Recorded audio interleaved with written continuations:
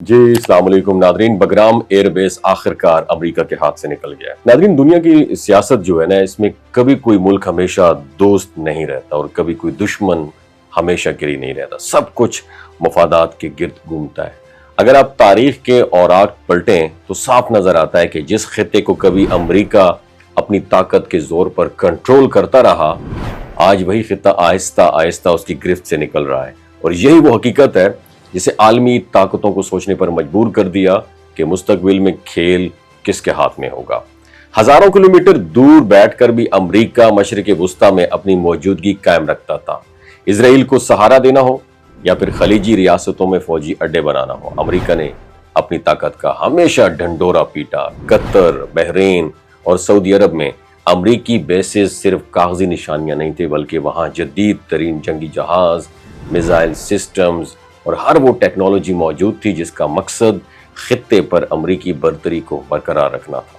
لیکن بدلتے حالات نے اس حقیقت کو واضح کر دیا کہ اب وہ زمانہ واپس نہیں آئے گا جب امریکہ اکیلا پورے خطے کا فیصلہ کرتا تھا۔ اب سوال یہ ہے، جب خلیجی ممالک امریکی انحصار سے آزاد ہو جائیں گے تو امریکہ اپنی اسٹریٹجک پوزیشن کہاں سے بحال کرے گا؟ سب سے بڑا سوال ہے۔ یہ وہ سوال ہے جس کا جواب واشنگٹن کو سب سے زیادہ پریشان کر رہا ہے۔ ماضی میں پاکستان کو امریکی دفاعی اسٹریٹجی کا حصہ بنایا گیا۔ 1971 کی جنگ میں امریکی بیڑے کی کہانی ہمارے کانوں میں ڈالی گئی، لیکن حقیقت کبھی بھی سامنے نہیں آ سکی۔ پاکستان کو بار بار استعمال کیا گیا، لیکن جب ضرورت پڑی تو ہمیں تنہا چھوڑ دیا گیا۔ یہی وہ غلطیاں ہیں جو آج امریکہ کے لیے بوجھ بن رہی ہیں۔ میں بات کر رہا ہوں بگرام ایئر بیس کی۔ اس کی مثال آپ لے لیں، افغانستان سے اچانک انخلا، ہتھیار اور سامان وہیں چھوڑ دینا، یہ سب امریکی طاقت کے زوال کی علامت تھا۔ چائنا نے کیا کیا؟ چائنا نے افغانستان کے ساتھ تعلقات بنا لیے تھے اور مزید معاہدے بھی کر رہا ہے۔ رپورٹس کے مطابق بگرام ایئر بیس کا کنٹرول چائنا نے لے لیا ہے۔ اب وہی امریکہ سوچ رہا ہے کہ چائنا کو کیسے روکا جائے، اسرائیل کو کیسے سہارا دیا جائے اور خلیجی ممالک میں اپنی موجودگی کیسے بحال کی جائے۔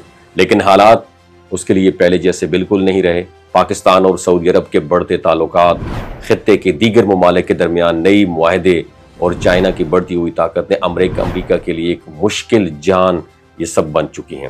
اب امریکہ کے پاس یا تو ماضی کی طرح کسی ملک کو اپنا بیس بنانا ہے یا پھر خطے سے قدم سمیٹ کے واپس چلے جانا ہے۔ لیکن زمینی حقائق یہ ہیں کہ یہ خطہ اب پرانا نہیں رہا۔ یہاں اب کئی طاقتیں سرگرم ہیں اور عوامی رائے بھی بدل چکی ہے۔ جو ملک کبھی امریکی دباؤ میں جھک جاتے تھے، اب آج اپنی پالیسیز خود بنانے کی طرف جھک رہے ہیں، اور یہی وہ تبدیلی ہے جو آنے والے وقت میں دنیا کے طاقت کے توازن کو بدل کے رکھ دے گی۔ آپ کی کیا رائے ہے؟ نیچے کامنٹ سیکشن میں ضرور بتائیے گا۔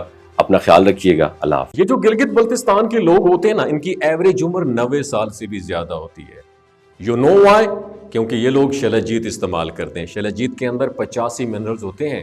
اگر آپ چیزوں کو جلدی بھول جاتے ہیں، مردانہ کمزوری محسوس کرتے ہیں، اولاد جیسی نعمت سے محروم ہیں، اور آپ سپرم کاؤنٹ آپ کے کم ہیں، ٹیسٹوسٹیرون ہارمون امبیلنس ہے، آپ سدا بہار جوان نظر آنا چاہتے ہیں، خون کی کمی کو دور کرنا چاہتے ہیں، ہڈیوں جوڑوں کے دردوں سے نجات حاصل کرنا چاہتے ہیں، موٹاپا کم کرنا چاہتے ہیں، تو ڈاکٹر اسد محمود کی پیور اینڈ نیچرل شلجیت ضرور استعمال کریں۔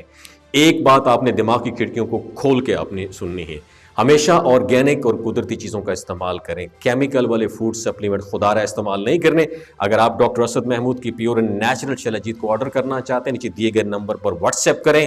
3 باتوں کا خیال رکھنا ہے: ہائی بلڈ پریشر میں مبتلا افراد، خواتین جو پریگننٹ ہیں، اور 15 سے 20 سال کی جو نوجوان نسل ہے جو غیر شادی شدہ ہیں، اپنے سیکشول پاور کو بوسٹ کرنے کے لیے استعمال کرنا چاہتے ہیں تو ڈاکٹر کے ایڈوائس کے بغیر استعمال نہ کریں۔ باقی سارے لوگ بے دھڑک گرمی اور سردیوں میں استعمال کر سکتے ہیں۔ اپنا بہت خیال رکھیے گا۔ اللہ حافظ۔